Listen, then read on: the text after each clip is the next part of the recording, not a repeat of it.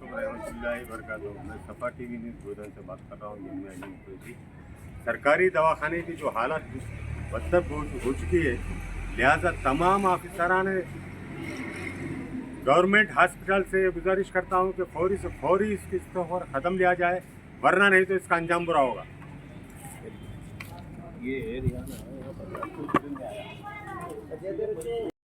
अस्सलाम वालेकुम, मैं ख्वाजा फयाजुद्दीन साबिक़ कौंसल शक्करनगर। आज सरकारी दवाखाने को इत्तेफाकन मेरा जाना हुआ। मेरे एक पेशेंट की वजह से जिसको तीमारदारी करना था जाना हुआ। वहाँ जाने के बाद ऐसा महसूस हो रहा है सरकारी दवाखाना नहीं है, लेकिन ये धोखेबाजी का दवाखाना है। सरकारी दवाखाने में कोई पूछने वाला नहीं है। डॉक्टर को पूछे, डॉक्टर को रसीद दिए तो स्लिप दिए तो डॉक्टर नहीं बोल रही है, अंजलि डॉक्टर नहीं बोल रही है ये दवाइयाँ हमारे पास नहीं है, बाहर से लेके आ लो। अंजलि डॉक्टर सुपरिटेंडेंट है क्या? सुपरिटेंडेंट है, उन्हें डॉक्टर ने बोली यार बिल्कुल बाआवाज़ बुलंद बोल रही है कि ये हमारे पास नहीं है, बाहर से खरीद के लेके आ लो। और 5 पेशेंटों को ये हाल है कि स्कैनिंग भी बाहर से करा लो और आपका एक्सरे भी बाहर से करा लो। और यहाँ पर आने के बाद पेशेंटों लंबी कतार में बैठ के इन्हें बिल्कुल तड़पते हैं। जो ज़्यादा बीमार है उनको निज़ाम हैदराबाद रेफ़र करना है तो वो 4-4 घंटे लग रहे हैं। ये दवाखाने की हालत बिल्कुल बदतर हो चुकी है। मैं गवर्नमेंट से गुजारिश करना चाहता हूँ, कांग्रेस गवर्नमेंट से गुजारिश करना चाहता हूँ, हमारे एमएलए साहब जो आज मिनिस्टर बनने के लिए आप इन्हें उसके दावेदार है, उनसे गुजारिश करना चाहता हूँ। यहाँ की दवाखाने की हालत आप देखिए, आप दवाखाने का सर्वे करके देखिए कितने मरीजों को परेशानी का है यानी सामना करना पड़ रहा है। कितने मरीज दुश्वार हो गए, मेडिकल ट्रीटमेंट के लिए दुश्वार हो गया है हासिल करना। और सारा बोल ले रहे हैं कि हमारा मेडिकल यानी दवाखाना अच्छा चल रहा। बोल मैं बहुत से बातें दूसरों से मुँह के सुना हूँ, लेकिन यकीन नहीं करा। आज खुद दवाखाने में आकर मैं देखा हूँ, यानी खास करके ये मेरा मकसद नहीं था कि दवाखाने की तरफ जाके सर्वे करना, मैं कोई बड़ा आदमी हूँ, लेकिन मेरी नज़रों से गुजरा है कि यहाँ की हालत बिल्कुल बद से बदतर है। ऐसे दवाखाने से यानी किसी भी जाके कब्रिस्तान में मर जाना अच्छा है, कहीं का है समझ नहीं आ रहा मेरे को। दावेदारी करते हैं। मैं दामोदर नरसिम्हा राव जो मिनिस्टर ऑफ हेल्थ है उनसे गुजारिश करना चाहता हूँ, आप हिंदुस्तान तेलंगाना के जितने भी दवाखाने उनका सर्वे कीजिए। यहाँ के दवाखाना की हालत तो बहुत बुरी है। सुदर्शन रेड्डी साहब एमएलए से गुजारिश करना चाहता हूँ, यहाँ एक बार आपका सर्वे कीजिए, यहाँ के देखिए यहाँ की हालत कितनी बुरी है। यहाँ पर अंजलि डॉक्टर डायरेक्ट बोल दे रही है कि आप बाहर से जाके दवाइयाँ लेके आ लो, एक्सरे हमारे पास नहीं है बाहर करा लो, स्कैनिंग हमारे पास बाहर करा लो। और जो एम्बुलेंस से जो आने वाले हैं वो 2-2, 4-4 घंटे, आपके और भी दूसरे वीडियो इन्होंने लिए हैं, एम्बुलेंस से देखो 4-4, 5-5 घंटे तक आप यहाँ इंतजार करना है। यहाँ एम्बुलेंस आए तक उसका मुर्दा निकल जाता, उसका दम निकल जाता, निजामाबाद गए तक दम निकल जाता। क्या है तरीका? ये डॉक्टर है न तो क्या है, ये दवाखाना है या क्या है? भोजन का मानवर दवाखाना है बल्कि आजकल बोल ले रहे हैं, लेकिन कुछ भी नहीं है। मैं एमएलए साहब से गुजारिश करना चाहता हूँ, एक बार आके देखिए। आप आए तक पूरे आदमी सही से रहते, आप जाने के बाद वही पुराना हाल हुआ था। अरे कम से कम नाम मत डूबा। कांग्रेस पार्टी इख्तियार में आई, अच्छे कामा करेंगे बोल के, मगर ऐसे कामा नहीं करना चाहिए। आप इससे बेहतर है दवाखाना बंद कर दो तो बोलो हमारे से कुछ नहीं होता। बोलो अरे हमारा पैसा है, हमारा पैसा है। यहाँ डॉक्टर है राज कर रहे, पंखे के नीचे बैठे, टेलीफोन कर रहे, मैसेज कर रहे, मरीजों को देखने वाला कोई भी नहीं है। पर क्या है? और सिक्योरिटी का ये हाल है, बिल्कुल धुतकार दे रहे, वहाँ जाओ यहाँ जाओ वहाँ जाओ यहाँ जाओ। क्या है?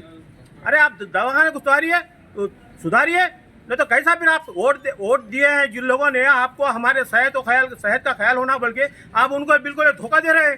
मैं रेवंत रेड्डी साहब से गुजारिश करता हूं, Damodar Narasimha minister of health से गुजारिश करना चाह रहा हूं कि दवाखानों के ऊपर तवज्जो दीजिए और गरीबों का ख्याल रख के उनकी जान की हिफाजत कीजिए।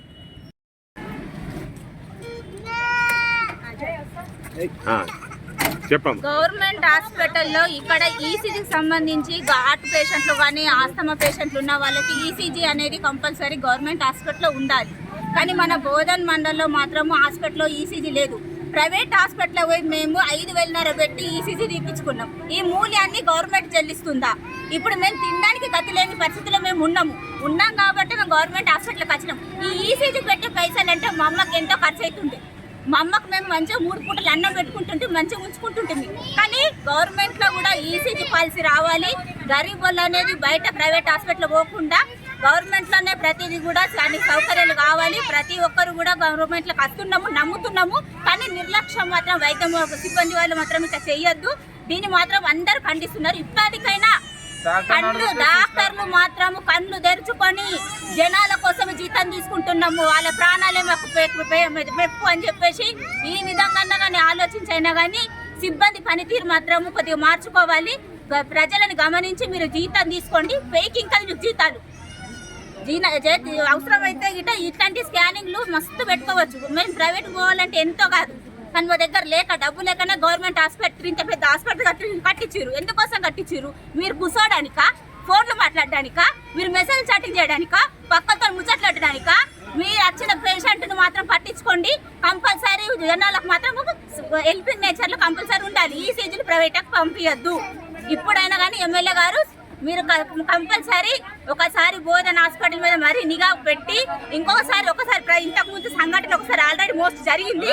ఇంకా అయినా కానీ బోధన సిబ్బంది పైన కూడా సిబ్బంది ఎటువంటి కానీ భయం కానీ భక్తి కానీ అంతా వేస్ట్ ఉన్నారు. ఇప్పటికైనా కానీ మీరు మాత్రము కేర్ తీసుకొని జనాలకు మంచి చేయాలని చెప్పేసి కోరుకుంటున్నాం సార్. मेरा नमस्ते। मैं कलेक्टर ऑफिस को हमारे घर वालों को लेके 5 बार गई तो भी कलेक्टर सर कुछ भी नहीं बोल रहे। एक दिन लेटर भिजाए कि पिंचिंग नहीं आता बोल के लेटर में भिजाए। हमारे को क्या मालूम होता? हम क्या पढ़े लिखे सो है? हमारे घर वालों को 15-16 साल से पाँव हाथ टूट गया और सिर में खून के गड्ढे जमा हो गए, तो अभी हम फिरे तो भी कुछ भी नहीं बोल रहे। आता भी नहीं बोल रहे, नहीं आता भी नहीं बोल रहे। जीरो मार दिए ऊपर से छोड़ा। ऊपर से कैसा होता साहब? कोई तो भी कट करे तो कट होता ना। हाँ, कलेक्टर साहब को थोड़ा भी मालूम नहीं हो रहा क्या? हम 4-5 बार भी कलेक्टर ऑफिस को गए तो भी कलेक्टर साहब को मालूम नहीं हो रहा कि हम कई के वास्ते जा रहे हैं, हमारे को क्या मुसीबत है। हाँ, क्यों ऐसा कर रहे? मेरे घर वाले आधा एक टाइम का खाना बंद कर दिए। मेरे घर वालों को कुछ होगा ना, मैं कलेक्टर ऑफिस के सामने लाके सुला देती साहब। मैं बोल रही, मैं मेरे घर वालों को मैं दुनिया का पैसा क्या काम करी, मैं मेरे घर वालों को मैं बचा ली। 16 साल से पिंचिंग आ रहा तो अभी 6 महीने से बंद क्यों हुआ? मेरे को ये मालूम होना साहब, नहीं तो मेरे घर वालों को मैं लाके कलेक्टर ऑफिस के सामने सुला देती साहब। मेरे घर वालों को पिंचिंग होना, मेरे घर वाले हाइबत खा ले रहे, कुछ ना कुछ होगा ना तो मैं लाके कलेक्टर ऑफिस के सामने सुला देती साहब। मैं तुम्हारे से हाथ जोड़ के बोल रही कि मेरे घर वालों की पेंशन मेरे घर वालों को दिला दो। बस నరకు మా అమ్మని తీసుకొని వచ్చినాము. ఆల్రెడీ నిన్న వచ్చినప్పుడు ఏం చెప్పారంటే ఇక్కడ గవర్నమెంట్ హాస్పిటల్లో నిజామాబాద్ తీసుకెళ్ళండి, మీకు శ్వాస తీసుకోవడం ఇబ్బంది అవుతుంది, ఇక్కడ ఆక్సిజన్ లేవు, నిజామాబాద్ అయితే ఆక్సిజన్ ఉంది, నిజామాబాద్ తీసుకెళ్ళండి అని చెప్పేసి అన్నారు. మళ్ళీ వాళ్ళ మార్నింగ్ 9 గంటలకు వచ్చినాము. 9 గంటల నుంచి ఇప్పుడు 2:30 అవుతుంది. ఇప్పటి వరకు అంబులెన్స్ అనేది రాకపోవడం వల్ల ఇబ్బంది బాగా అయిపోయింది. మా అమ్మకు శ్వాస తీసుకోవడం ఇబ్బంది అవుతుంది. ఆయన ఇక్కడ అధికారులు అనేది పట్టించుకోకొచ్చారు. సిబ్బంది అనేది నిర్లక్ష్యం అవుతుంది. పొద్దున్న నుంచి చెట్టు కింద కూర్చున్నాం మేము, అయినా కానీ ఇప్పటిదాకా పట్టించుకోలేరు. ఎవరు కూడా సిబ్బంది అనేది ఎందుకోసం ఉన్నారు? బెడ్ మీద పండబెట్టని పేషెంట్కి సిబ్బంది పనిలేదు, మన గవర్నమెంట్ హాస్పిటల్ పనిలేదు అని బోధనలా అవసరమే లేదు. గవర్నమెంట్ హాస్పిటల్ తీసేయాలి ఇడికెళ్ళి. మా అమ్మ చనిపోతే మా అమ్మ ప్రాణాలు ఇస్తారా గవర్నమెంట్ సిబ్బంది వాళ్ళు? అధికారులు సిబ్బంది అనేది నిర్లక్ష్యం బాగుంది. ఈ నిర్లక్ష్యం పోవాలి. మా అంబులెన్స్ కూడా ఫోన్ చేసి ఇప్పటిదాకా ఇంత చేస్తుంటే ఇప్పుడు సంధించి పొద్దున 9:30కి వచ్చినాం సార్. 9:30 నుంచి ఇప్పుడు టైం చూసుకోండి 2:30 అవుతుంది. 2:30 మా అమ్మకి ఏమన్నా అయితే మాకు మా అమ్మని తీసుకొచ్చి ఇస్తారా? సిబ్బంది ఎందుకున్నారు? ప్రజల కోసమే సిబ్బంది పనిచేస్తున్నారు. సిబ్బంది అనేది ప్రజల దగ్గరకు రావాలి. పైసా ఉన్న వాళ్ళు ప్రైవేట్లో పోతారు, పైసా లేని వాళ్ళం కాబట్టి గవర్నమెంట్లోకి వచ్చినాం సార్. కొద్ది గవర్నమెంట్ ప్రజలని గుర్తించుకొని సిబ్బంది అనేది వైద్యం చేయడానికి మాత్రం ఉన్నారు. 24 గంటలు అనేది పని చేయడానికే గవర్నమెంట్లో దవాఖానాలలో డాక్టర్లు సిస్టర్లు వీళ్ళందరూ ఉన్నారు కాబట్టి వీళ్ళని నమ్ముకొని నిండు ప్రాణాలను తీసుకొని మేము వస్తున్నాం సార్. ఏ దేవుడే డాక్టరే దేవుడు అని నమ్ముకున్నాం, కానీ డాక్టరే ఈరోజు రాక్షసుడు అవుతున్నాడు. బోధనలో ఖచ్చితంగా రాక్షసుల పాలన ఉన్నది. దేవుళ్ళు లేరుడా, గవర్నమెంట్ హాస్పిటల్ మొత్తం రాక్షసులే ఉన్నారు.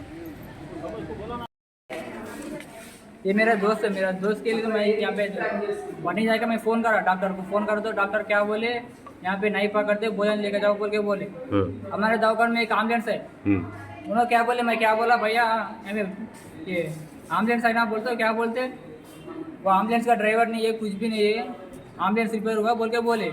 हम 11 बजे आए हमारा वार्नी में, 11 बजे आए तो हम वहाँ से 1 बजे भी जाए यहाँ पे, 1 बजे भिजाए यहाँ पे भिजाए तो यहाँ पे आके क्या बोले, मैडम देखे क्या बोली, बाबू ఇక్కడ మేము ఇక్కడ ఏం లేవు, क्या भी टैबलेट क्या नहीं है, कुछ भी नहीं है यहाँ पे, यहाँ से निजामाबाद लेके जाओ बोल के बोली।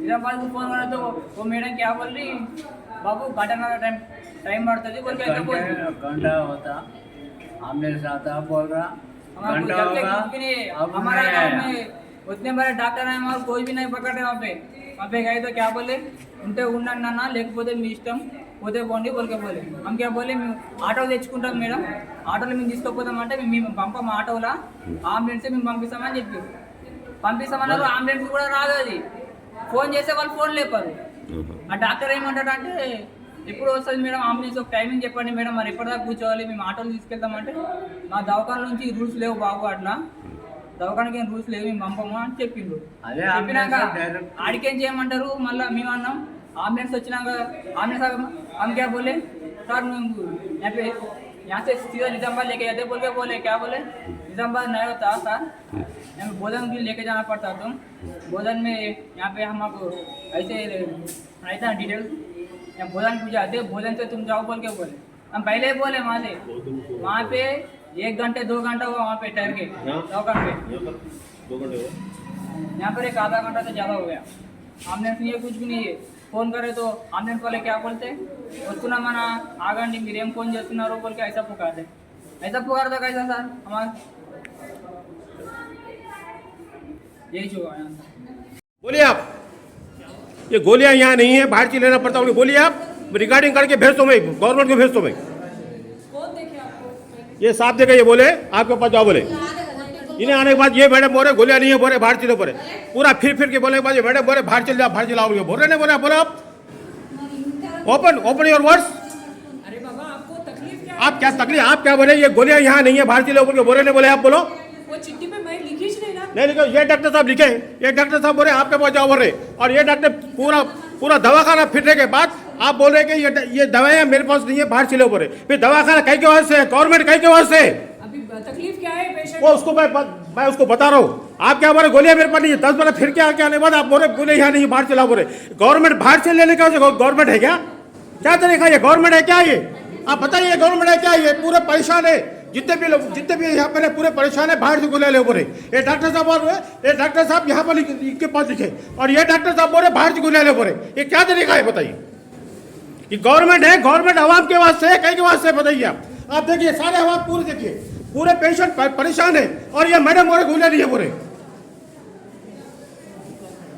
मैं गवर्नमेंट से गुजारिश करना चाहता हूँ ये जितनी भी है पूरी पब्लिक को बेवकूफ बना रहे लोग ఏముంది చెప్పు నువ్వు నీకు ఏమంది ఎక్కడ తెరిపించు చెప్పు ఇక్కడికి అక్కడికి ఇక్కడ మొత్తం తిప్పిస్తున్నారు అసలు ఆ. అసలు ఇక్కడ అసలు ఏమేమి పట్టించుకోరు ఆ. అది నైట్ లో చూసుకుంటారు కానీ వాళ్ళ ఇప్పుడు పొద్దున్న చూసుకుంటారు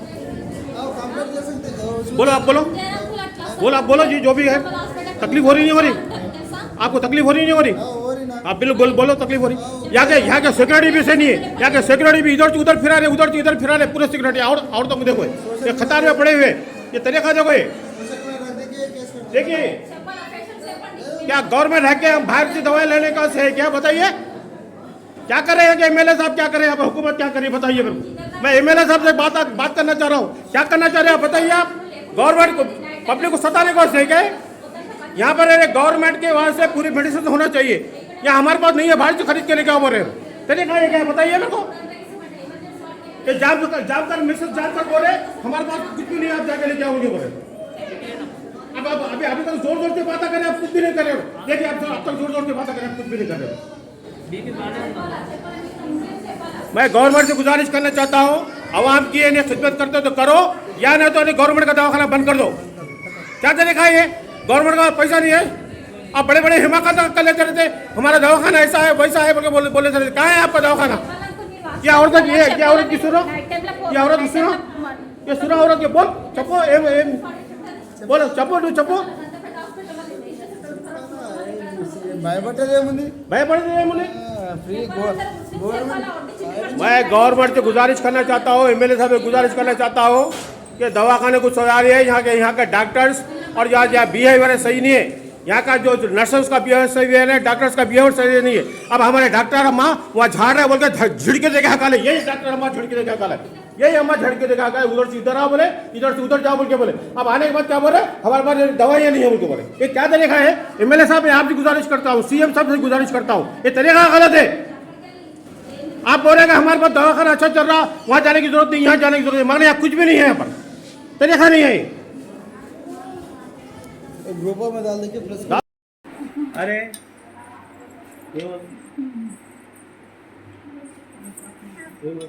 वो तो सत्यनारायण जी दूंगा